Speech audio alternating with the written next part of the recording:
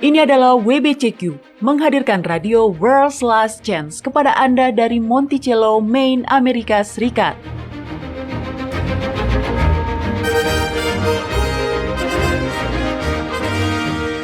Kerinduan hati dari setiap orang Kristen selama 2000 tahun adalah melihat Sang Juru Selamat kembali dan mendirikan sebuah kerajaan kekal di atas bumi. Peristiwa-peristiwa yang terjadi di dunia mengungkap bahwa hal itu akan segera terjadi. Tetaplah bersama kami untuk belajar cara Anda dapat bersiap secara rohani menghadapi peristiwa-peristiwa akhir zaman. Radio WLC mempersiapkan orang untuk hidup dalam kerajaan Yahwa di bumi yang akan ditegakkan saat Kristus kembali. Pernahkah Anda bertanya-tanya pada diri Anda sendiri, jika Yahusua seharusnya datang segera, lalu di mana dia? Kenapa dia belum datang? Halo, saya Mario Nugraha dan Anda sedang mendengarkan radio WLC. Ini adalah sebuah pertanyaan yang wajar. Mengapa Yahusua belum kembali? Lagi pula, 2000 tahun itu tidak bisa disebut segera menurut definisi kata manapun. Faktanya, orang-orang yang tidak percaya, yang non-Kristen, sering menyampaikan hal ini sebagai salah satu alasan mengapa mereka tidak percaya. Mereka kadang-kadang bertindak lebih jauh dengan menyebutnya sebagai nubuatan yang gagal. Tapi, apakah benar demikian? Nah sekarang Doni Alexander telah bergabung dengan saya. Doni, apa yang bisa Anda ceritakan tentang dilema ini? Apakah ini benar-benar adalah sebuah nubuatan yang gagal? Atau apakah kita salah paham tentang sesuatu selama ini? Itu semua pertanyaan-pertanyaan yang bagus, Mario. Jawaban singkatnya, tidak. Itu bukan nubuatan yang gagal. Oke. Dan ya, kita telah salah memahami sesuatu selama ini. Dan itu artinya kita telah memproyeksikan harapan kita sendiri ke dalam kitab suci dan mengira bahwa orang-orang percaya mula-mula berharap Sang Juru Selamat akan kembali dengan segera. Itulah yang menjadi alasan mengapa kita mendapatkan gagasan bahwa 2000 tahun tidak bisa disebut segera. Jadi, Anda mengatakan bahwa orang-orang percaya awal, para rasul, tidak berharap Yahusua akan kembali pada saat mereka masih hidup. Saya mengatakan bahwa jika ada orang percaya awal yang melakukannya, maka para rasul akan mengoreksi mereka. Oke. Lihat. Para penulis kitab-kitab Perjanjian Baru menyajikan serangkaian peristiwa yang harus terjadi sebelum kembalinya Yahusua. Para rasul jelas memahami hal ini. Itulah sebabnya dalam berbagai surat mereka menjelaskannya. Para rasul tidak jatuh ke dalam kesalahan karena mengharapkan kembalinya Kristus dengan sangat segera. Jadi untuk mengatakan bahwa orang-orang telah mengharapkan dia untuk datang dengan segera selama 2000 tahun itu tidaklah akurat. Oke. Apakah menurut Anda perhitungan milenial atau masa 1000 tahun berperan di dalamnya? Ada banyak ekspektasi di tahun 1990-an akan apa yang akan terjadi di tahun 2000, pada saat di mana penanggalan kalender Maya telah berakhir, serta ekspektasi budaya lainnya yang seolah mengarah ke akhir dunia, Doni. Ya, tentu. Dan tidak hanya pada saat itu.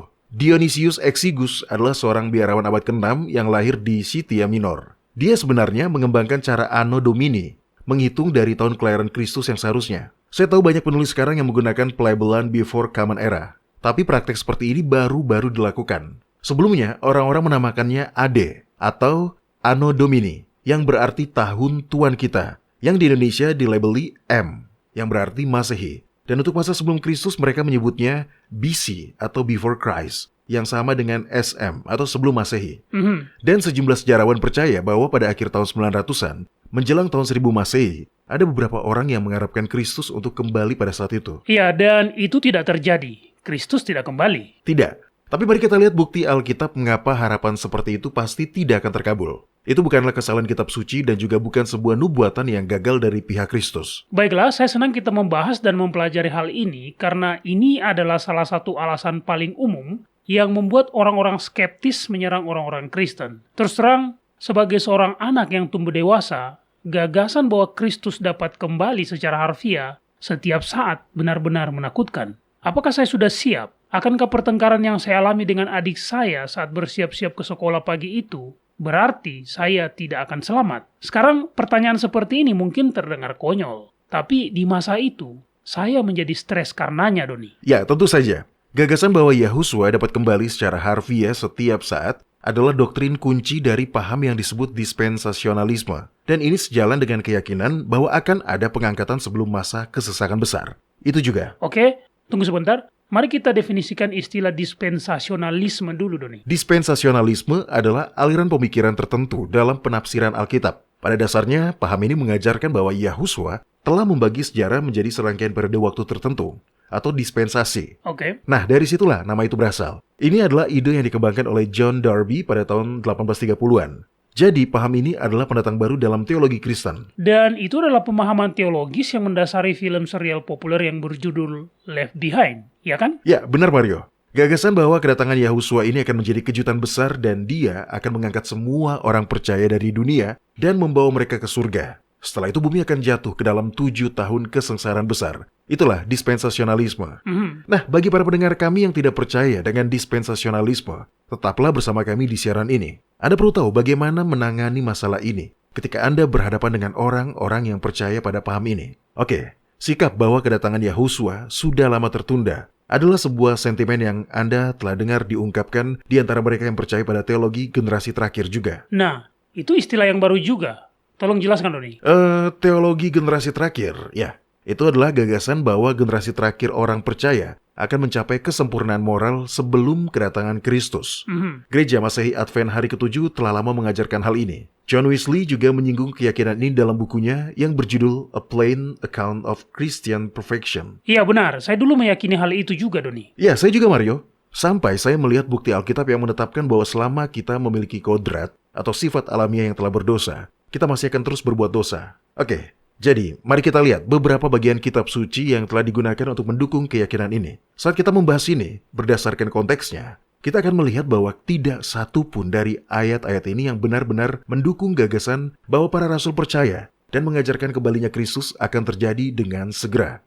Sebaliknya, apa yang mereka ajarkan adalah serangkaian peristiwa yang akan terjadi sebelum dia kembali. Dan itulah yang menjadi alasan mengapa. Bahkan jika Anda secara pribadi tidak percaya pada dispensasionalisme, Anda masih perlu tetap mendengarkan pembahasan ini. Penting bagi semua orang percaya untuk mengetahui seperti apa rangkaian peristiwa ini nantinya. Iya, saya pikir akan baik bagi kita semua untuk dapat membuktikannya dari kitab suci juga, Doni. Baiklah, mari kita lihat kitab 1 Tesalonika pasal 4. Di sini, Paulus mengoreksi kepercayaan orang-orang Kristen di Tesalonika. Rupanya, ketika beberapa anggota gereja di Tesalonika meninggal dunia, orang-orang yang mereka kasihi merasa sedih, dengan anggapan bahwa mereka tidak akan pernah melihat mereka lagi. Dalam mengoreksi keyakinan inilah Paulus membuat pernyataan yang terdengar seperti seolah-olah dia berharap Yahusua kembali pada saat Paulus masih hidup. Iya, dan itulah yang menjadi alasan mengapa para penghina menyebut kembalinya Yahusua dengan segera sebagai sebuah nubuatan yang gagal. Oke, ayat mana yang perlu saya bacakan, Doni? Ya, mulai dari ayat 13 dan baca sampai saya minta Anda berhenti, Mario. Selanjutnya, kami tidak mau, saudara-saudara, bahwa kamu tidak mengetahui tentang mereka yang meninggal, supaya kamu jangan berduka cita seperti orang-orang lain yang tidak mempunyai pengharapan. Karena jikalau kita percaya bahwa Yahusua telah mati dan telah bangkit, maka kita percaya juga bahwa mereka yang telah meninggal dalam Yahusua akan dikumpulkan Yahwa bersama-sama dengan dia. Ini kami katakan kepadamu dengan firman Tuhan. Kita yang hidup, yang masih tinggal sampai kedatangan Tuhan, sekali-kali tidak akan mendahului mereka yang telah meninggal. Sebab pada waktu tanda diberi, yaitu pada waktu penghulu malaikat berseru dan sangkakala Yahwa berbunyi, maka Tuhan sendiri akan turun dari sorga, dan mereka yang mati dalam Kristus akan lebih dahulu bangkit. Sesudah itu, kita yang hidup, yang masih tinggal, akan diangkat bersama-sama dengan mereka dalam awan menyongsong Tuhan di angkasa. Demikianlah kita akan selama-lamanya bersama-sama dengan Tuhan. Karena itu, hiburkanlah seorang akan yang lain dengan perkataan-perkataan ini. Oke, sampai di situ. Sepintas memang terdengar seolah-olah Paulus memasukkan dirinya bersama dengan orang-orang percaya yang masih hidup untuk melihat kembalinya Yahusua. Rasul Yohanes menulis dengan cara yang sama. Baca kitab 1 Yohanes pasal 3 ayat 2. Oke. Di sini Yohanes menggunakan kata ganti inklusif, yaitu kata kita. Oke, silakan dibacakan Mario. Baiklah, saudara-saudaraku yang kekasih, sekarang kita adalah anak-anak Yahwa, tetapi belum nyata apa keadaan kita kelak. Akan tetapi, kita tahu bahwa apabila Kristus menyatakan dirinya, kita akan menjadi sama seperti dia, sebab kita akan melihat dia dalam keadaannya yang sebenarnya. Kedengarannya seolah-olah Yohanes berharap untuk dapat tetap hidup ketika Yahusua kembali, dan begitulah cara yang dilakukan oleh banyak pengejek untuk menafsirkannya, karena jelas, sekarang sudah 2000 tahun berlalu, dan Yohanes juga sudah tidak hidup lagi. Iya. Mario dan para pendengar, hal yang harus kita pahami adalah bahwa menggunakan kata ganti orang tidak membuktikan apa-apa. Karena itu bisa berarti tidak lebih dari orang-orang Kristen yang masih hidup, yang belum menjadi martir. Ini juga bisa berarti setiap orang percaya yang masih diizinkan hidup pada saat Kristus datang kembali di suatu saat nanti. Ya, dan ini sebenarnya poin yang bagus. Para penulis sering melakukan hal seperti ini. Mereka memasukkan diri mereka ke dalam narasi di mana mereka menyebut kata kita yang digeneralisasi, tetapi yang mereka maksudkan tidaklah harus diri mereka sendiri secara spesifik. Ya, benar. Kata ini adalah sebuah perangkat sastra. Para penulis Alkitab juga menggunakannya dengan cara yang sama. Jadi alih-alih melihatnya sebagai kata ganti orang, pandanglah kata ganti ini sebagai kata ganti umum yang bisa mencakup semua. Oke, itu cara yang bagus untuk menggambarkannya, Doni. Nah, apakah ada bagian lain dari kitab suci yang menjadikannya lebih jelas? Ya, tentu saja. Buka kitab Bilangan pasal 14. Di sini, bangsa Israel mengeluh dan menangis. Para mata-mata baru saja kembali dari memata-matai Kanaan dan mereka semua, kecuali Kaleb dan Yosua, telah membawa laporan jahat. Jadi Yahwa berfirman, "Baik, kalian berharap kalian bisa mati di padang gurun. Oke, itulah yang akan terjadi." Tolong dibacakan Mario mulai dari ayat 26. Berfirmanlah Yahwa kepada Musa dan Harun, "Berapa lama lagi umat yang jahat ini akan bersungut-sungut kepadaku? Segala sesuatu yang disungut-sungutkan orang Israel kepadaku telah kudengar. Katakanlah kepada mereka, demi aku yang hidup, demikianlah firman Yahwa, bahwasanya seperti yang kamu katakan di hadapanku, demikianlah akan kulakukan kepadamu. Di padang gurun ini bangkai-bangkaimu akan berhantaran, yakni semua orang di antara kamu yang dicatat, semua tanpa terkecuali yang berumur 20 tahun ke atas, karena kamu telah bersungut-sungut kepadaku, bahwasanya kamu ini tidak akan masuk ke negeri yang dengan mengangkat sumpah telah kujanjikan akan kuberi kamu diami, kecuali Kaleb bin Yefun dan Yosua bin Nun.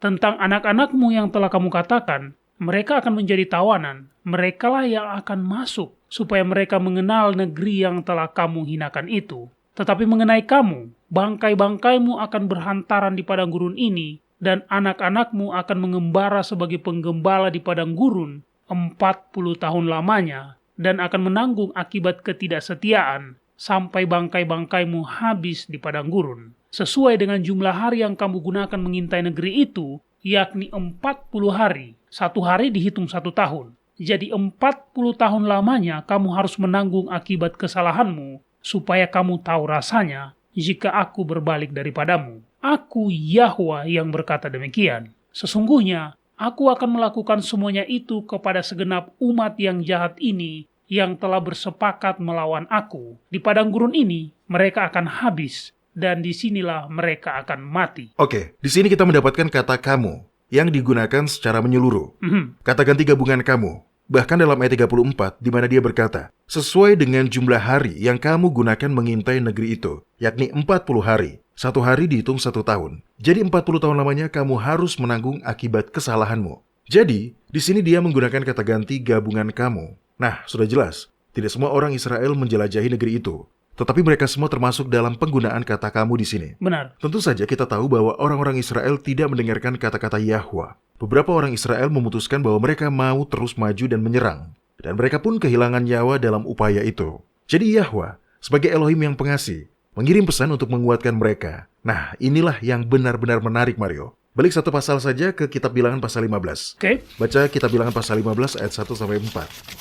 Yahwa berfirman kepada Musa, "Berbicaralah kepada orang Israel dan katakanlah kepada mereka, apabila kamu masuk ke negeri yang akan kuberikan kepadamu menjadi tempat kediamanmu, dan kamu hendak mempersembahkan korban api-apian bagi Yahwa dari lembu sapi atau kambing domba, baik korban bakaran atau korban sembelihan, baik untuk membayar suatu nasar khusus atau sebagai persembahan sukarela atau pada waktu perayaan-perayaanmu, dan dengan demikian menyediakan bau yang menyenangkan bagi Yahwa, maka orang yang mempersembahkan persembahannya itu kepada Yahwa haruslah mempersembahkan sebagai korban sajian 1/10 eva tepung yang terbaik, diolah dengan 1/4 hin minyak." Lihat, Yahwa melihat ke depan. Dia menyemangati mereka dengan mengatakan, begitu kamu akhirnya masuk ke tanah perjanjian. Dan kemudian dia melanjutkan untuk memberikan aturan terkait persembahan ucapan syukur yang harus mereka bawa. Dia jelas tidak berbicara tentang orang-orang dewasa yang baru saja dia sebut akan mati di padang gurun karena kurangnya iman mereka. Tapi sebaliknya,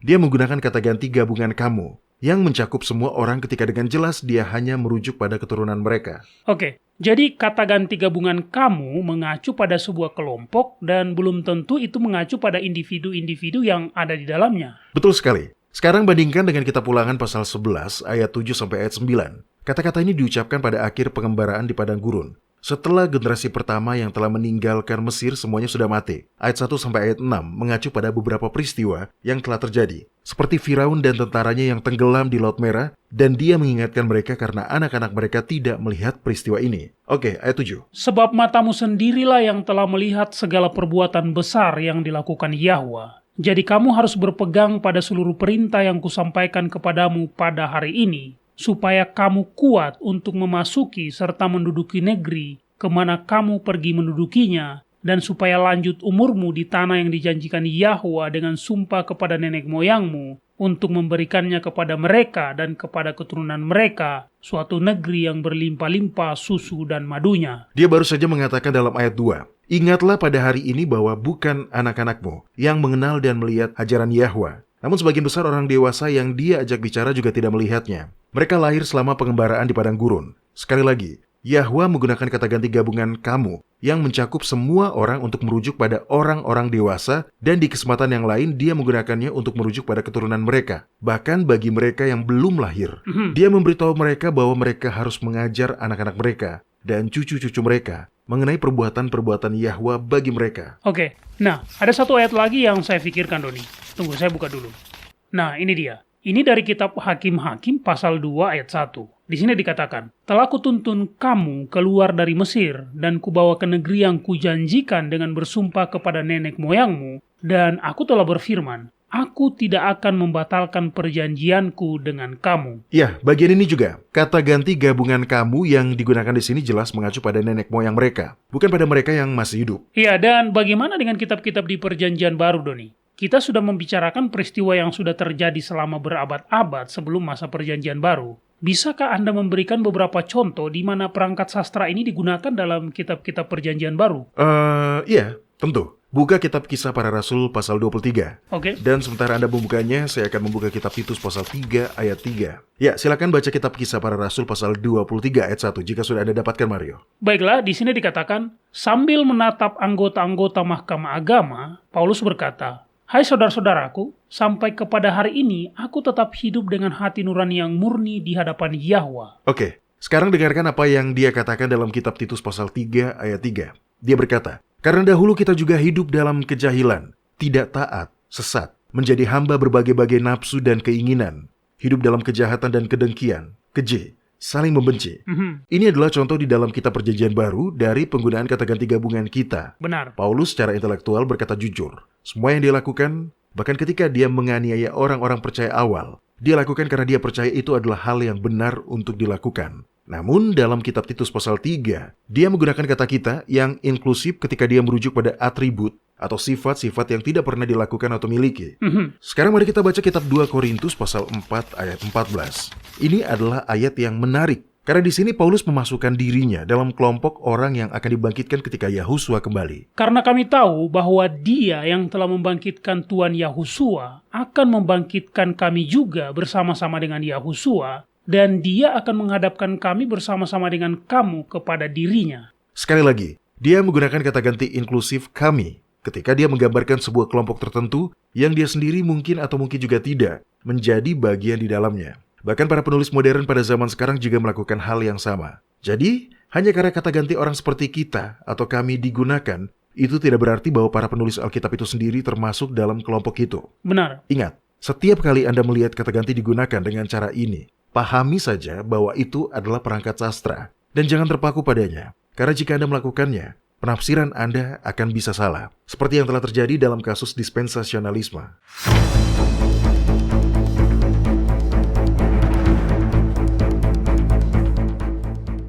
Anda mendengarkan radio World's Last Chance di WBCQ yang mengudara pada gelombang 31 meter di frekuensi 9330 kHz. Radio World's Last Chance mempersiapkan orang untuk menyambut Sang Juru Selamat yang segera kembali.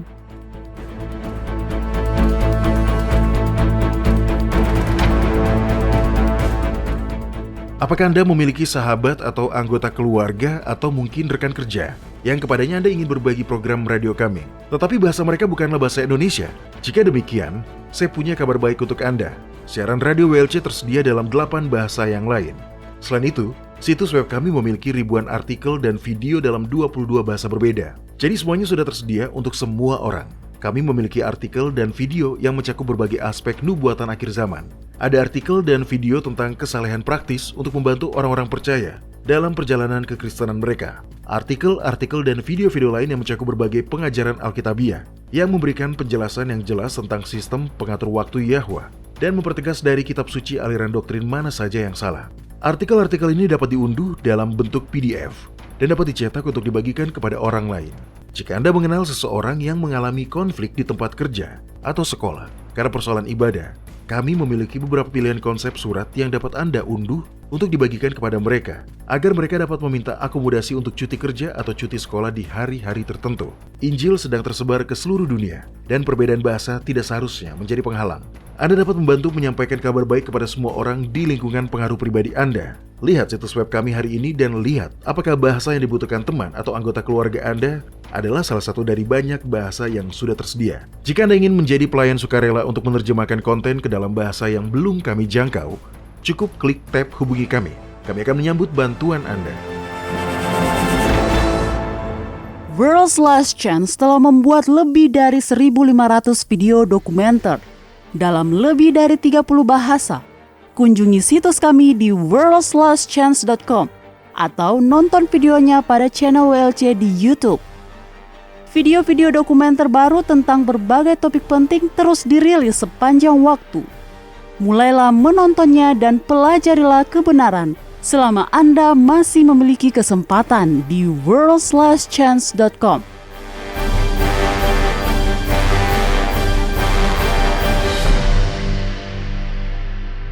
Tadi kita sudah membahas tentang dispensasionalisme. Doni, Ya. sebelum kita melangkah lebih jauh, bisakah Anda meringkas prinsip utama dari keyakinan mereka? Ya, tentu. Tolong berikan buku itu kepada saya, Mario, yang berwarna biru emas itu. Oke. Nah, buku ini berjudul Dekatnya Waktu Kedatangan Kristus, tulisan Alexander Reich. Ada ringkasan bagus di halaman 19 dan 20 yang menggunakan istilah-istilah yang penting untuk diketahui jika Anda ingin memahami keyakinan ini. Oke, tolong bacakan bagian ini, Mario. Kedatangan kedua Kristus akan terjadi dalam 2 tahap yang berbeda. Yang pertama yang menyangkut gereja saja, terjadi pada awal atau sebelum minggu terakhir dari masa nubuatan Daniel. Yang kedua, yang menyangkut Israel dan dunia, terjadi pada masa penutupan dari minggu nubuatan itu. Antara kedatangan Kristus dalam hubungannya dengan gereja dan kedatangannya dalam hubungannya dengan dunia, akan ada sebuah jeda waktu setidaknya 7 tahun, periode minggu nubuatan di mana antikristus dinyatakan. Pada kedatangan tahap pertama, semua orang yang mati di dalam Kristus, bersama dengan orang-orang benar yang mati dalam perjanjian lama, akan dibangkitkan sesuai gambar dan kemuliaan Kristus, dan mereka ini, bersama dengan orang-orang Kristen yang hidup untuk melihat kedatangan Tuhan, akan diangkat untuk bertemu Tuhan di angkasa. Ini adalah kedatangan Tuhan dan merupakan harapan sejati gereja. Pada tahap kedua, 7 tahun atau lebih kemudian, antikristus akan dibinasakan. Bangsa Israel bertobat dan diperbaharui, dan kerajaan 1000 tahun didirikan. Ini adalah hari penampakan atau penyataan Kristus, dan sepenuhnya berbeda dari kedatangan, karena itu menyangkut gereja saja. Tahap kedua dari kedatangan ini memiliki ini, dan hanya ini yang menyangkut gereja, bahwa masa itu akan menjadi waktu untuk melakukan penghakiman dan penghargaan kepada orang-orang kudus surgawi sebagai upah atas pelayanan mereka di bumi. Akan tetapi beberapa orang merujuk pada penghargaan itu akan terlaksana pada saat kedatangan atau pengangkatan yang secara umum disebut kedatangan tahap pertama. Jadi inilah keyakinan dari paham ini. Akan ada kedatangan Kristus secara rahasia sebelum masa kesengsaraan besar. Pada kedatangan rahasia ini, orang-orang kudus akan diangkat keluar dari bumi dan dibawa ke surga. Kesengsaraan besar diyakini kemudian akan berlangsung selama 7 tahun, di mana pada akhirnya antikristus akan dibinasakan. Bangsa Israel bertobat, dan kerajaan Yahwa dikokohkan. Ada 4 istilah kunci yang saya ingin Anda perhatikan. Pengangkatan, kedatangan, penampakan, dan penyataan. Dalam dispensasionalisme, ini adalah istilah-istilah teknis yang spesifik. Jadi, mari kita lihat dan memperhatikan apakah Alkitab mendukung penafsiran paham dispensasionalis terkait dengan istilah-istilah ini. Oke, kata pengangkatan sebenarnya tidak alkitabiah, ya kan? Iya, memang tidak alkitabiah. Itu berasal dari kata Latin rapere, yang sama dengan harpazo dalam bahasa Yunani. Kata ini digunakan dalam kitab 1 Tesalonika pasal 4 ayat 17, di mana dia berbicara tentang orang-orang kudus yang diangkat bersama untuk bertemu Tuhan di udara. Kata ini sendiri tidak salah. Kata ini hanya berarti diangkat. Dalam konteks kitab suci, ini merujuk pada pertemuan dengan Sang Juru Selamat di udara. Namun, itu tidak berarti diangkat secara rahasia, yang akan kita bahas ini. Ketika Yahusua kembali, itu tidak akan menjadi sebuah rahasia. Kita dapat melihatnya dalam kata Yunani, parousia. Kata ini diterjemahkan ke dalam bahasa Indonesia sebagai kedatangan. Nah Mario, mari kita baca lagi perikop itu dalam kitab 1 Tesalonika. Oke. Kitab 1 Tesalonika 4 ayat 15-18. Dan saat Anda membaca, tanyakan pada diri Anda sendiri, apakah yang dijelaskan di sini terdengar seperti sesuatu yang bisa dirahasiakan? Ini kami katakan kepadamu dengan firman Tuhan, kita yang hidup, yang masih tinggal, sampai kedatangan Tuhan. Itu parousia, kedatangan. Kita yang hidup, yang masih tinggal sampai kedatangan Tuhan, sekali-kali tidak akan mendahului mereka yang telah meninggal. Sebab pada waktu tanda diberi, yaitu pada waktu penghulu malaikat berseru, dan sangkakala Yahwa berbunyi, maka Tuhan sendiri akan turun dari sorga, dan mereka yang mati dalam Kristus akan lebih dahulu bangkit. Sesudah itu, kita yang hidup, yang masih tinggal, akan diangkat bersama-sama dengan mereka dalam awan menyongsong Tuhan di angkasa. Demikianlah kita akan selama-lamanya bersama-sama dengan Tuhan. Karena itu, hiburkanlah seorang akan yang lain dengan perkataan-perkataan ini. Apakah peristiwa ini terdengar seperti sesuatu yang rahasia? Sama sekali tidak. Maksud saya, dia akan turun dan penghulu malaikat berseru dan sangkakala Yahwa berbunyi. Jujur, itu terdengar membahana, akan sangat ribut, Doni. Saya tahu. Baiklah, kita akan melihat sesuatu yang sedikit lebih teknis sekarang. Dalam kitab 1 Tesalonika pasal 3 ayat 12 dan 13, Paulus berdoa agar Yahwa memberkati orang-orang percaya. Paulus berdoa supaya dia menguatkan hatimu, supaya tak bercacat dan kudus di hadapan Eloah dan Bapa kita pada waktu kedatangan. Itu parousia, Yahusua, Tuhan kita, dengan semua orang kudusnya. Dispensasionalis mengatakan bahwa parousia hanya terjadi ketika Yahusua datang untuk orang-orang kudus. Mereka mengatakan dia hanya datang dengan orang-orang kudusnya pada apa yang mereka sebut sebagai penyataan atau penampakan. Tetapi ayat ini bertentangan dengan gagasan para dispensasionalis. Oke. Bukankah dispensasionalis mengatakan bahwa parousia atau kedatangan Kristus terjadi sebelum kemunculan si manusia durhaka, antikristus itu? Ya, tapi mari kita lihat di mana kitab suci menempatkan peristiwa itu. Baca kitab 2 Tesalonika pasal 2. Mari kita baca ayat 1 sampai ayat 8. Baiklah, di sini dikatakan, tentang kedatangan Tuhan kita Yahusua Kristus dan terhimpunnya kita dengan Dia, kami minta kepadamu, saudara-saudara, supaya kamu jangan lekas bingung dan gelisah, baik oleh ilham roh, maupun oleh pemberitaan atau surat yang dikatakan dari kami, seolah-olah hari Tuhan telah tiba. Ini adalah sebuah bagian yang penting, karena tidak hanya menunjukkan kesalahan dalam dispensasionalisme, tetapi juga karena bagian ini mengungkapkan rangkaian peristiwa yang akan menyertainya. Lanjut bacakan Mario ayat 3. Janganlah kamu memberi dirimu disesatkan orang dengan cara yang bagaimanapun juga, sebab sebelum hari itu haruslah datang dahulu murtad, dan haruslah dinyatakan dahulu manusia durhaka yang harus binasa, yaitu lawan yang meninggikan diri di atas segala yang disebut atau yang disembah sebagai Eloa. Bahkan dia duduk di bait suci dan mau menyatakan diri sebagai Tuhan. Tidakkah kamu ingat bahwa hal itu telah kerap kali kukatakan kepadamu ketika aku masih bersama-sama dengan kamu? Dan sekarang kamu tahu apa yang menahan dia, sehingga dia baru akan menyatakan dirinya pada waktu yang telah ditentukan baginya. Karena secara rahasia, kedurhakaan telah mulai bekerja, tetapi sekarang masih ada yang menahan. Kalau yang menahannya itu telah disingkirkan, pada waktu itulah si pendurhaka baru akan menyatakan dirinya. Tetapi Tuhan Yahusua akan membunuhnya dengan nafas mulutnya, dan akan memusnahkannya dengan kemuliaan kedatangannya. Si pendurhaka akan dibinasakan dengan kemuliaan kedatangan Yahusua. Begitulah yang dikatakan di sini, tepat di ayat 8. Namun, dispensasionalisme mengatakan Kristus akan kembali sebelum kebangkitan antikristus. Dan kita tahu itu tidak akan bisa, karena kedua peristiwa ini tidak bisa dipisahkan. Ya, Anda tidak akan membuat antikristus baru muncul setelah dia sudah dibinasakan oleh kemuliaan peristiwa kembalinya Kristus. Jika dipaksakan, itu akan terdengar seperti plot film horor, kembalinya zombie antikristus, atau semacamnya, Doni. Ya, dan itu tidak akan terjadi. Kedatangan Kristus akan terlihat dan terdengar di seluruh bumi. Apa yang kitab Matius pasal 24 ayat 27 katakan tentang parousia, Ini mungkin penjabaran terbaiknya dari semua ayat yang ada di kitab suci. Sebab sama seperti kilat memancar dari sebelah timur dan melontarkan cahayanya sampai ke barat, demikian pula lah kelak kedatangan Parousia. dari Anak Manusia. Sekarang, pada titik ini, dispensasionalisme mengubah definisinya. Itu adalah kata yang sama yang telah digunakan di tempat lain untuk menggambarkan kedatangan kedua Yahusua secara harfiah. Tetapi sekarang mereka akan berargumen bahwa parousia yang digunakan di sini berarti sesuatu yang lain. Mereka meyakini itu mengacu pada kehadiran Kristus, dan karena itu mereka mengatakan itu mencakup seluruh periode waktu. Beberapa orang mengatakan itu mengacu pada pengangkatan rahasia. Yang lain mengatakan itu mengacu pada apa yang mereka sebut penyataan pada akhir periode 7 tahun masa kesukaran itu. Sekarang, agar adil, parousia memang bisa berarti kehadiran. Mario, tolong buka dan bacakan kitab Filipi pasal 2 ayat 12 untuk kita. Ini adalah contoh di mana parousia berarti kehadiran. Hai saudara-saudaraku yang kekasih, kamu senantiasa taat. Karena itu, tetaplah kerjakan keselamatanmu dengan takut dan gentar. Bukan saja seperti waktu aku masih hadir, tetapi terlebih pula sekarang waktu aku tidak hadir. Oke, jadi inilah sebabnya mengapa selalu penting untuk mengartikan semua hal berdasarkan konteksnya.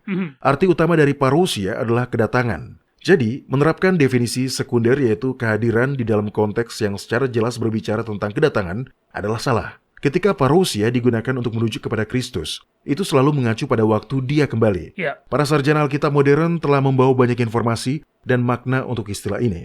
Nah, Anda sudah membaca tulisan Alexander Rees beberapa saat yang lalu, Mario? Coba saya lihat kembali kutipan lain yang bisa Anda bacakan dari buku ini.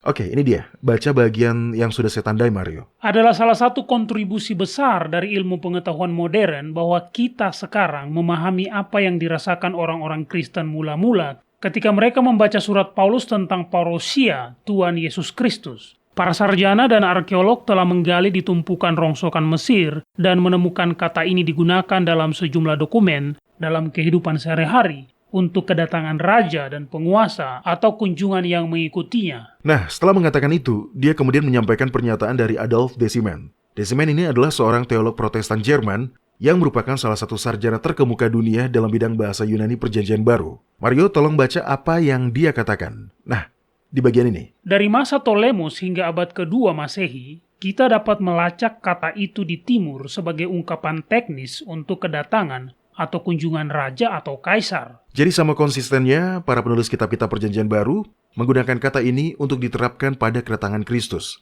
Mari kita lihat kata penyataan sekarang. Itu berasal dari kata Yunani apokalipsis, seperti yang sering diterjemahkan menjadi kata kiamat atau hari Kristus dalam bahasa Indonesia. Kiamat dan penyataan, itu kata yang sama. Dalam bahasa Yunani, ya. Sekarang dalam dispensasionalisme, waktu penyataan atau kiamat terjadi setelah periode waktu 7 tahun masa kesesakan besar.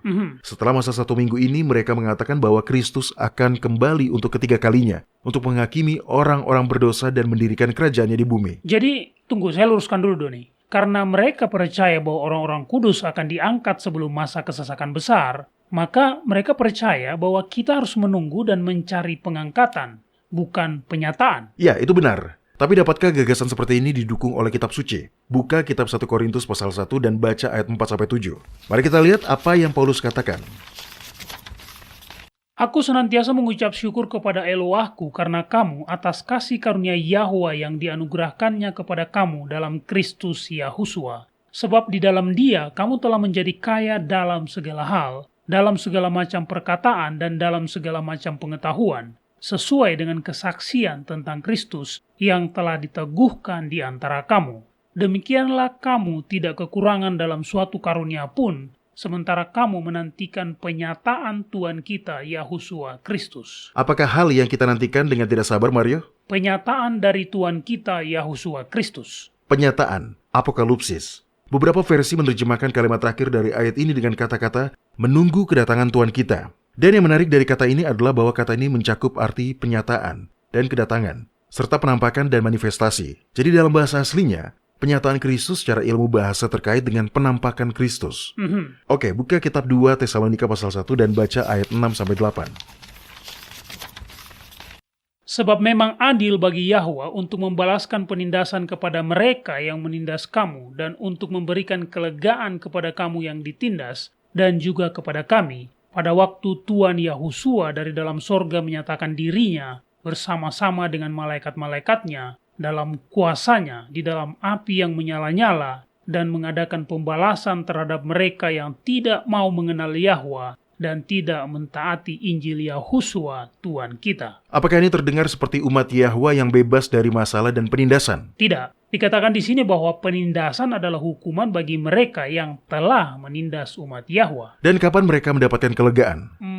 Ayat 7. Pada waktu Tuhan Yahusua dari dalam sorga menyatakan dirinya bersama-sama dengan malaikat-malaikatnya dalam kuasanya di dalam api yang menyala-nyala dan mengadakan pembalasan terhadap mereka yang tidak mau mengenal Yahwa. Jadi, inilah masalahnya. Kitab 2 Tesalonika pasal 1 ayat 7 mengatakan bahwa orang-orang kudus mendapatkan kelegaan ketika Yahusua dinyatakan dan melakukan pembalasan atas orang-orang berdosa.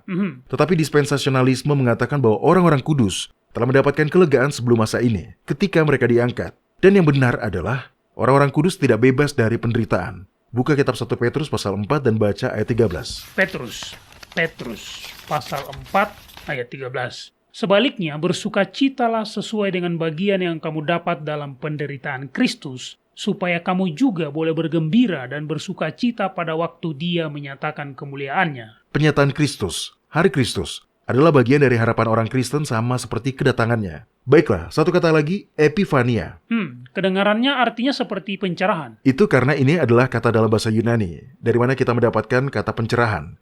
Kita sering menganggap pencerahan sebagai pemahaman yang tiba-tiba, terkadang bersifat intuitif. Tetapi definisi kamus dari kata tersebut mencakup perwujudan, penyataan dari makhluk ilahi. Ini adalah kata yang juga digunakan dalam kaitannya dengan kedatangan Kristus. Sebenarnya, kata ini digunakan bersama dengan parousia dalam kitab 2 Tesalonika pasal 2 ayat 8. Tolong buka lagi dan bacakan dengan cepat, Mario. Pada waktu itulah si pendurhaka baru akan menyatakan dirinya, tetapi Tuhan Yahusua akan membunuhnya dengan nafas mulutnya dan akan memusnahkannya dengan kemuliaan kedatangannya. Si pendurhaka, manusia pendosa, dibinasakan dengan kemuliaan, manifestasi, epifania, dari parousia Kristus, kedatangannya. Paulus menyajikan manifestasi Kristus sebagai sesuatu yang dinanti-nantikan dalam pengharapan. Baca kitab 1 Timotius pasal 6 ayat 14. Apa yang Paulus katakan kepada Timotius? Turutilah perintah ini dengan tidak bercacat dan tidak bercela hingga pada saat Tuhan kita Yahusua Kristus menyatakan dirinya. Sampai dia nampak epifanianya. Dia menggunakan kata yang sama dalam surat terakhirnya kepada Timotius. Baca kitab 2 Timotius pasal 4 ayat 8. Sekarang telah tersedia bagiku mahkota kebenaran yang akan dikaruniakan kepadaku oleh Tuhan, hakim yang adil pada harinya. Tetapi bukan hanya kepadaku, melainkan juga kepada semua orang yang merindukan kedatangannya. Semua orang yang merindukan? Epifania. Ya, betul. Epifania. Ketika Anda melihat semua bagian ini bersama-sama, menjadi jelas bahwa kata-kata ini, epifania, parousia, apokalipsis, semuanya mengacu pada peristiwa yang sama. Anda tidak dapat memisahkan kata-kata ini karena kitab suci tidak melakukannya. Ketika Kristus kembali, antikristus akan dibinasakan dan umatnya akan mendapatkan kelegaan dalam kerajaan Yahwa yang didirikan di bumi. Itulah urutannya sebagaimana yang disajikan dalam kitab suci. Oke. Lalu bagaimana dengan beberapa tempat dalam kitab-kitab perjanjian baru di mana sepertinya Yahusua mengatakan bahwa beberapa pendengarnya akan tetap hidup sampai dia kembali, atau paling tidak, itu bisa berarti dia dapat kembali kapan saja, ya kan? Orang-orang yang tidak percaya menyebut ini sebagai nubuatan yang gagal. Apakah benar begitu, Doni? Nah, mari kita lihat, Mario. Buka kitab Yohanes pasal 21. Oke. Ini adalah nubuatan yang sangat menarik dan merupakan salah satu bagian yang sudah dipahami pada saat itu. Anda tahu? Terkadang nubuatan hanya dipahami pada saat penggenapannya, tetapi tidak dengan yang satu ini. Kitab Yohanes pasal 21 ayat 18 dan 19. Silakan, Mario. Aku berkata kepadamu, sesungguhnya ketika engkau masih muda, engkau mengikat pinggangmu sendiri dan engkau berjalan kemana saja kau kehendaki. Tetapi jika engkau sudah menjadi tua, engkau akan mengulurkan tanganmu dan orang lain akan mengikat engkau dan membawa engkau ke tempat yang tidak kau kehendaki. Dan hal itu dikatakannya untuk menyatakan bagaimana Petrus akan mati dan memuliakan Yahwa. Cukup aman untuk berasumsi bahwa Petrus seusia dengan Yahusua. Kita tahu Petrus sudah menikah, tetapi berdasarkan teks ini saja, kita tahu bahwa dia belum tua karena Kristus berkata, "Jika engkau sudah tua, Jadi intinya Petrus belum tua saat itu. Mhm. Jadi, jika Petrus berusia 30-an, dia memiliki 30 hingga 40 tahun atau lebih. Masa hidup yang tersisa sebelum dia bisa dianggap tua. Tampaknya pernyataan ini diketahui secara luas di antara orang-orang percaya, sehingga pasti tidak ada dari mereka yang mengharapkan Yahusua untuk kembali sebelum kematian Petrus. Jadi, tentu saja kedatangannya tidak akan terjadi pada setiap waktu. Iya, saya pikir Petrus menyebutnya sendiri. Tunggu, saya cari dulu dengan cepat.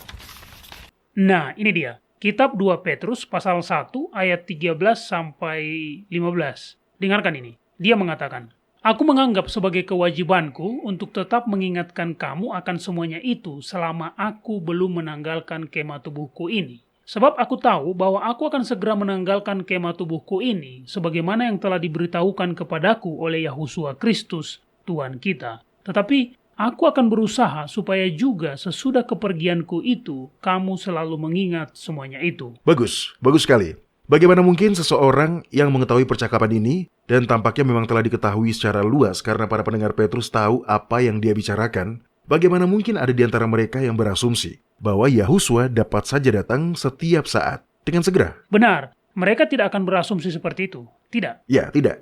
Para penganut dispensasionalis bukan satu-satunya yang telah berkhotbah dan mengajarkan bahwa kembalinya Yahusua dapat terjadi kapan saja. Tetapi, sekali lagi, itu tidak didukung oleh kitab suci. Kita sudah semakin dekat sekarang, sebagaimana yang dibuktikan oleh nubuatan. Tapi peristiwa itu tidak dekat 1000 tahun yang lalu. Dan itu pasti tidak dekat 2000 tahun yang lalu. Oke, saya akan mengatakan bahwa amanat Injil itu sendiri menghalangi harapan untuk dia segera kembali. Saya tidak memikirkannya sebelumnya, tetapi dengarkan ini. Ini dari kitab Kisah Para Rasul pasal 1 ayat 8. Yahusua berkata, "Tetapi kamu akan menerima kuasa kalau Roh Kudus turun ke atas kamu, dan kamu akan menjadi saksiku di Yerusalem dan di seluruh Yudea dan Samaria dan sampai ke ujung bumi." Benar, itu membutuhkan waktu. Betul. Sebenarnya, beberapa pasal pertama dari kitab Kisah Para Rasul membahas tentang kesaksian mereka di Yudea dan di Samaria. Mereka tidak menyebar ke ujung bumi sampai setelah Stefanus dirajam beberapa tahun kemudian.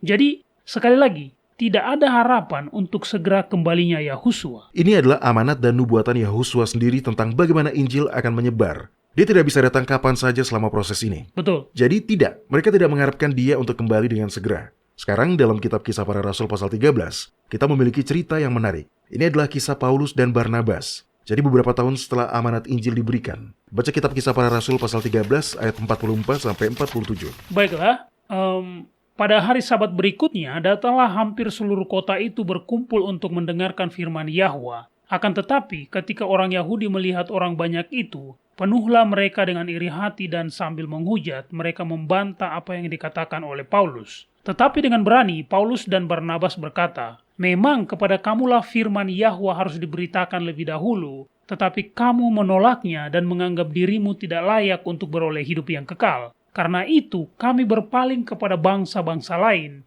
sebab inilah yang diperintahkan kepada kami. Aku telah menentukan engkau menjadi terang bagi bangsa-bangsa yang tidak mengenal Yahwa, supaya engkau membawa keselamatan sampai ke ujung bumi." Paulus sebenarnya mengutip di sini dari kitab Yesaya pasal 49 ayat 6. Ini adalah nubuat tentang Kristus sendiri dan misinya. Di situ dikatakan, "Aku akan membuat engkau menjadi terang bagi bangsa-bangsa, supaya keselamatan yang daripadaku sampai ke ujung bumi."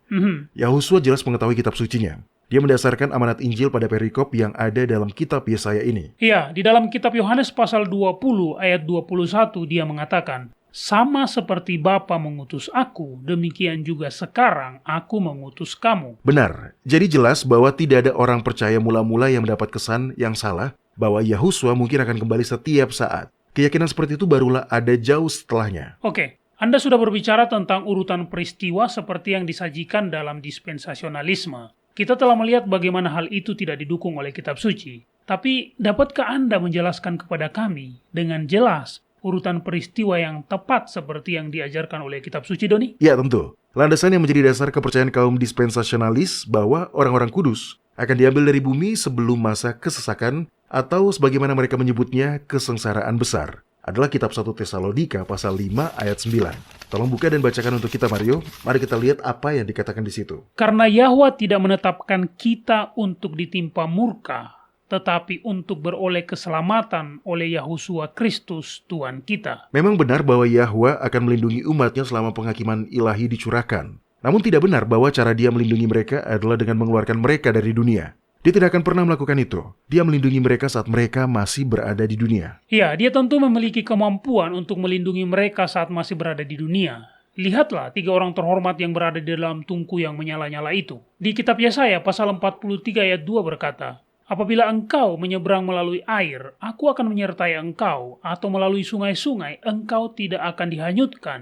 Apabila engkau berjalan melalui api, engkau tidak akan dihanguskan, dan nyala api tidak akan membakar engkau." Kitab Wahyu pasal 9 adalah bukti lebih lanjut bahwa umat Yahwa masih akan tetap berada di bumi ketika orang-orang yang tidak bertobat mendapatkan hukuman. Kitab Wahyu pasal 8 dan 9 berbicara tentang 7 sangkakala terakhir. Ini adalah peristiwa-peristiwa di bumi yang mengarah pada kedatangan Kristus kembali, dan sangat jelas bahwa umat Yahwa masih berada di bumi. Baca ayat 3 dan 4 dari kitab Wahyu pasal 9, Mario. "Dan dari asap itu berkeluaranlah belalang-belalang ke atas bumi, dan kepada mereka diberikan kuasa sama seperti kuasa kalajengking-kalajengking di bumi. Dan kepada mereka dipesankan, supaya mereka jangan merusakkan rumput-rumput di bumi atau tumbuh-tumbuhan atau pohon-pohon, melainkan hanya manusia yang tidak memakai meterai Yahwa di dahinya." Disinilah perpisahan atau pembedaan dibuat. Mereka diperintahkan untuk tidak menyakiti apapun kecuali orang-orang yang tidak memiliki materai Yahwa di dahi mereka.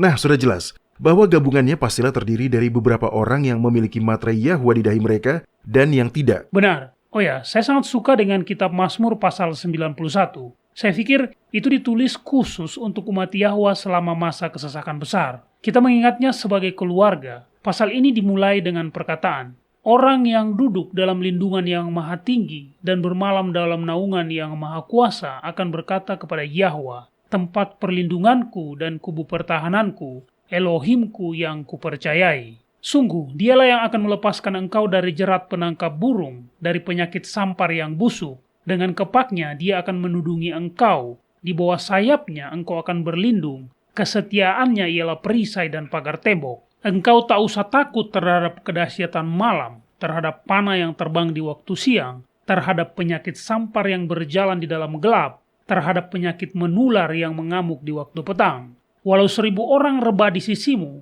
dan 10.000 di sebelah kananmu, tetapi itu tidak akan menimpamu.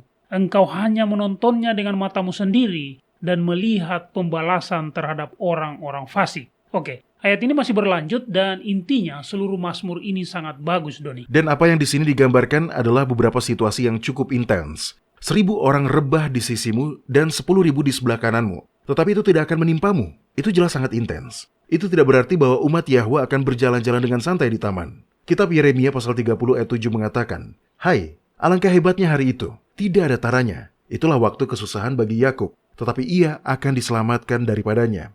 Dan itulah janji yang harus kita pegang. Dia akan menyelamatkan kita, bukan dengan membawa kita keluar sebelumnya, tetapi dengan menjaga kita melaluinya. Jadi, di manakah waktu kembalinya Kristus sebenarnya cocok dengan rangkaian peristiwa ini, Doni? Kitab Wahyu pasal 16 mencakup 7 malapetaka terakhir, yang dilambangkan dengan 7 cawan. Tepat di tengah-tengah kisah 7 malapetaka terakhir ada satu ayat kecil, ayat 15. Tolong buka dan bacakan, Mario. Itu terjadi tepat di tengah-tengah penjabaran tulah ke-6. "Lihatlah, aku datang seperti pencuri. Berbahagialah dia yang berjaga-jaga dan yang memperhatikan pakaiannya, supaya dia jangan berjalan dengan telanjang dan jangan kelihatan kemaluannya." Ayat berikutnya, ayat 16 mengatakan, "Lalu ia mengumpulkan mereka di tempat yang dalam bahasa Ibrani disebut Harmagedon." Jadi pertempuran Armageddon belum terjadi. Gempa bumi yang hebat atau tulah hujan es belum terjadi. Saat itulah dia datang, tepat di tengah semua masalah tersebut. Iya, hal lain yang perlu diingat adalah bahwa hal-hal ini membutuhkan waktu. Pertempuran atau perang Armageddon tidak terjadi dalam waktu 15 menit.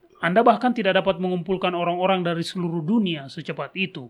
Belum lagi mengaturnya, dan lain-lain. Dari segi logistik saja, itu sudah akan membutuhkan waktu. Ya, itu benar. Peristiwa-peristiwa ini, keseluruhan rangkaiannya, sering disebut Hari Tuhan dalam kitab Perjanjian Lama. 2 surat kepada jemaat Tesalonika menegaskan bahwa Kristus datang dalam kurun Hari Tuhan ini. Buka kitab 1 Tesalonika pasal 5. Agak ironis bahwa kedua surat ini telah digunakan untuk mendukung aliran sesat, pengangkatan pra-kesesakan, karena ayat-ayat ini sebenarnya mengajarkan yang sebaliknya. Bagaimana, sudah dapat, Mario? Ya. Kitab 1 Tesalonika pasal 5 ayat 1-4. Tetapi tentang zaman dan masa, saudara-saudara tidak perlu dituliskan kepadamu, karena kamu sendiri tahu benar-benar bahwa hari Tuhan datang seperti pencuri pada malam. Apabila mereka mengatakan semuanya damai dan aman, maka tiba-tiba mereka ditimpa oleh kebinasaan, seperti seorang perempuan yang hamil ditimpa oleh sakit bersalin. Mereka pasti tidak akan luput. Tetapi kamu, saudara-saudara, kamu tidak hidup di dalam kegelapan, sehingga hari itu tiba-tiba mendatangi kamu seperti pencuri. Sekarang ingat, hanya beberapa ayat sebelumnya di pasal 4, kita sudah membaca bahwa Tuhan sendiri akan turun dari surga dengan gegap gempita, dengan suara seorang malaikat agung dan dengan tiupan sangkakala Yahwa. Dan orang-orang yang mati di dalam Kristus akan dibangkitkan lebih dulu. Jadi ini adalah konteks dari apa yang baru saja Anda bacakan. Tidak ada jeda pasal dalam surat asli Paulus. Jika umat Yahwa telah disingkirkan dari bumi sebelum titik ini, maka mereka tidak perlu diperingatkan bahwa hari itu akan menimpa mereka seperti pencuri. Benar, itu poin yang bagus, Doni. Kitab 2 Tesalonika juga menghubungkan reuni kita dengan Sang Juru Selamat dengan hari Tuhan. Di sini, bagaimanapun Paulus memperingatkan mereka bahwa itu belum terjadi. Baca kitab 2 Tesalonika pasal 2 ayat 1-4 dan perhatikan bagaimana semua peristiwa yang dikatakan oleh para penganut dispensasionalisme ini berbeda. Di sini Paulus mengatakan bahwa peristiwa itu tidak akan terjadi sampai si pendurhaka dinyatakan. Tidak sebelum itu. Tentang kedatangan Tuhan kita Yahusua Kristus dan terhimpunnya kita dengan Dia, kami minta kepadamu, saudara-saudara, supaya kamu jangan lekas bingung dan gelisah, baik oleh ilham roh maupun oleh pemberitaan atau surat yang dikatakan berasal dari kami. Seolah-olah hari Tuhan telah tiba. Janganlah kamu memberi dirimu disesatkan orang dengan cara yang bagaimanapun juga, sebab sebelum hari itu haruslah datang dahulu murtad, dan haruslah dinyatakan dahulu manusia durhaka yang harus binasa, yaitu lawan yang meninggikan diri di atas segala yang disebut atau yang disembah sebagai Eloa. Bahkan dia duduk di bait suci dan mau menyatakan diri sebagai Yahwa. Jadi di sini kita memiliki penggambaran yang sangat jelas tentang peristiwa-peristiwa tersebut, dan Paulus sudah menyatakannya dengan benar. Dia berkata, Kristus belum kembali dan dia tidak akan kembali sampai ada kemurtatan, hingga si pendurhaka itu dinyatakan. Semua hal ini harus terjadi terlebih dahulu sebelum kita berkumpul dengan Tuhan. Oke, bagaimana dengan kitab 1 Korintus pasal 15, Doni? Dengarkan ini. Ini dari ayat 51 dan 52. Di sini dikatakan, sesungguhnya aku menyatakan kepadamu suatu rahasia. Kita tidak akan mati semuanya, tetapi kita semuanya akan diubah dalam sekejap mata pada waktu bunyi nafiri yang terakhir. Sebab nafiri akan berbunyi dan orang-orang mati akan dibangkitkan dalam keadaan yang tidak dapat binasa, dan kita semua akan diubah. Nah, bagian ini tidak menjelaskan urutan waktu. Namun, tidak ada apapun di dalamnya yang menunjukkan bahwa kembalinya Sang Juru Selamat adalah sebelum masa kesesakan besar. Benar. Hal yang menarik dalam perikop ini adalah penyebutan nafiri atau sangkakala yang terakhir. Kitab Wahyu mengatakan akan ada 7 sangkakala. Jadi sangkakala ke-7 akan menjadi yang terakhir. Ini menempatkannya dalam peristiwa yang sama seperti yang dijelaskan dalam kitab 1 Tesalonika pasal 4 ayat 16 yang mengatakan, sebab pada waktu tanda diberi, yaitu pada waktu penghulu malaikat berseru dan sangkakala Yahwa berbunyi, maka Tuhan sendiri akan turun dari sorga, dan mereka yang mati dalam Kristus akan lebih dahulu bangkit. Mari kita baca apa yang kitab Wahyu katakan tentang sangkakala terakhir atau ke-7, apa yang dikatakan di kitab Wahyu pasal 11 ayat 15. Lalu malaikat yang ke-7 meniup sangkakalanya dan terdengarlah suara-suara nyaring di dalam sorga. Katanya, pemerintahan atas dunia dipegang oleh Eloa kita dan dia yang diurapinya, dan dia akan memerintah sebagai raja sampai selama-lamanya. Itu dia. Sangkakala terakhir adalah sangkakala ke-7. Ini adalah peristiwa yang sama yang dijelaskan di sini. Ketika Anda mengartikan kitab suci sebagaimana yang tertulis di sana, ketika Anda tidak memproyeksikan penafsiran Anda sendiri ke dalamnya, dan ketika Anda mempertimbangkan semua bagian yang berfokus pada masalah tertentu, maka Anda dapat sampai pada kebenaran. Dan kebenaran itu akan menjadi harmonis dan tanpa pertentangan. Dengan cara inilah kita dapat mengetahui bahwa umat Yahwa diselamatkan oleh kuasanya yang maha perkasa. Bukan dengan diambil dari bumi pada sebuah pengangkatan rahasia, tetapi dengan cara dipelihara melalui pencurahan murka ilahi yang terakhir. Ya, kitab Sakaria pasal 2 ayat 18 mengatakan, siapa yang menjamah kamu berarti menjamah biji matanya. Jadi, Yahwa tidak akan membiarkan apapun terjadi pada mereka yang percaya kepadanya.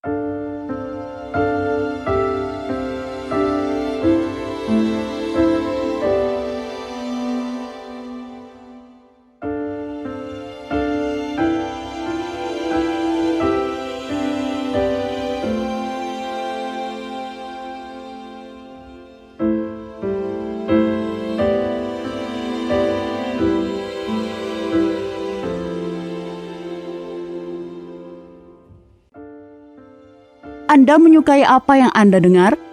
Kunjungi situs kami di worldslastchance.com untuk mendengarkan episode-episode lain dari program radio kami. Radio World's Last Chance mempersiapkan orang untuk menyambut Sang Juru Selamat yang segera kembali.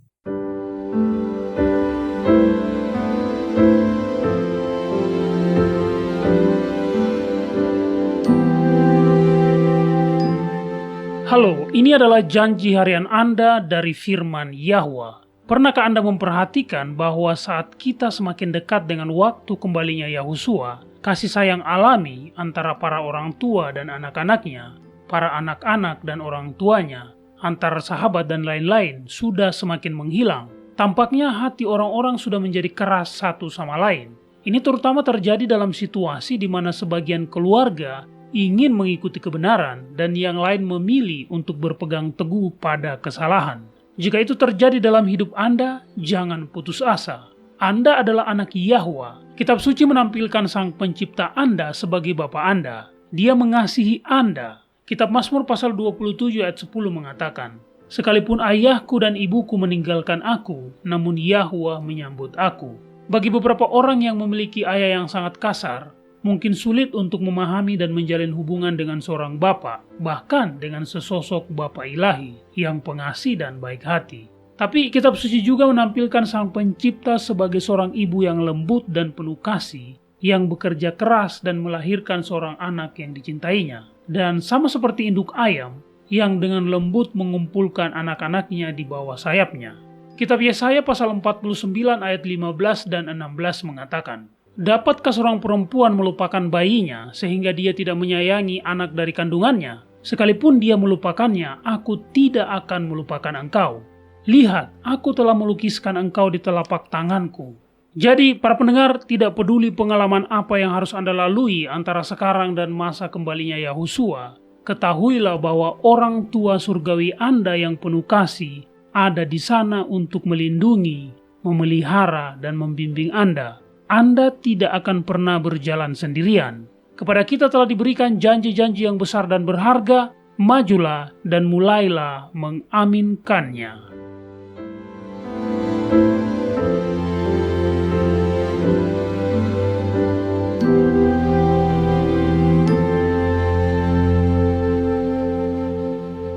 Sangat penting bagi kita yang sudah hidup begitu dekat dengan akhir sejarah bumi untuk memahami peristiwa nubuatan dengan benar. Terutama segala sesuatu yang berhubungan dengan kedatangan Kristus kembali. Kita tahu bahwa Paulus tidak menghabiskan waktu lama di Tesalonika. Namun dari kitab 2 Tesalonika dan penjelasannya tentang si pendurhaka, telah jelas bahwa dia mengasumsikan orang-orang Tesalonika telah memahaminya. Ini berarti bahwa dia sudah benar-benar mendasarkan mereka pada kebenaran tentang kemurtatan, hari Tuhan, kedatangan Kristus, dan lain-lain. Dia sudah mengajar mereka. Ya, dan jika itu penting bagi mereka untuk mengetahuinya, maka itu juga penting untuk kita. Bahkan lebih lagi, kita perlu mempelajari kitab suci untuk diri kita sendiri dan tidak terjerat dalam doktrin-doktrin yang tidak didukung oleh kitab suci. Belajar berdasarkan konteksnya, para pendengar. Ya, belajarlah sesuai dengan konteksnya. Dan pastikan setiap bagian tentang subjek tertentu juga sudah diperhitungkan. Kebenaran tidak akan pernah bertentangan dengan dirinya sendiri. Kebenaran selalu harmonis. Para pendengar, terima kasih telah menjadikan kami bagian dari hari-hari Anda. Kami berharap Anda dapat bergabung dengan kami lagi besok. Sampai jumpa, dan ingatlah, Yahwa mengasihi Anda, dan Dia aman untuk dipercaya.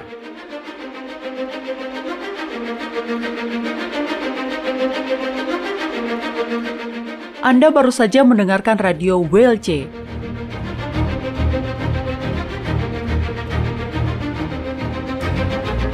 World's Last Chance berkomitmen untuk memberitakan Injil Kerajaan Yahwa kepada dunia.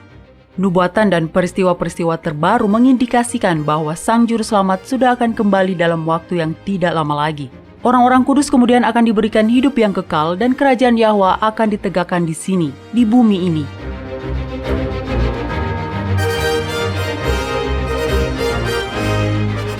Tidak ada waktu yang bisa disia-siakan. Terimalah anugerah keselamatan hari ini dan izinkan Yahwa menyelimuti Anda dengan kebenaran Kristus.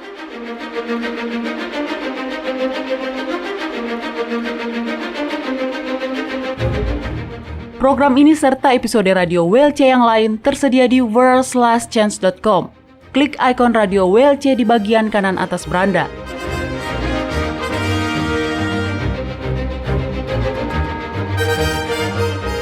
Bergabunglah kembali bersama kami besok untuk menerima berbagai pesan kebenaran lain di WBCQ yang mengudara pada gelombang 31 meter di frekuensi 9330 kHz.